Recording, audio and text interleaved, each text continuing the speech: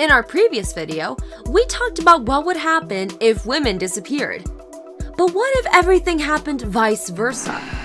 What if all men died out right now? It seems that the most obvious is to populate the land with men again. Besides, we already have the necessary resources, the possibility of cloning, the sperm bank, and already pregnant women. Now, despite all the modern technologies, we have not learned how to clone a person yet. Moreover, even if we succeed in cloning men, about 70% of the clones would have mutations. The ethical problem of cloning will arise. Not everyone can perceive the clone as an individual personality, and this can lead to disagreements and disorder.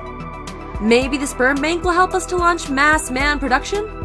Yes, but such banks have limited reserves that will be sufficient only for several following generations. Moreover, there is no guarantee that every pregnant woman can carry such a child. If we are lucky, out of 3.5 million, only 1.5 million will be left.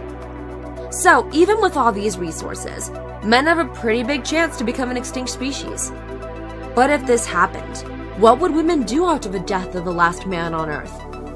First, women will have to master traditionally male professions, such as welder, firefighter, and electrician, so the women's appearance will change. Women will become more muscular, and perhaps some of them will change the structure of their body genetically.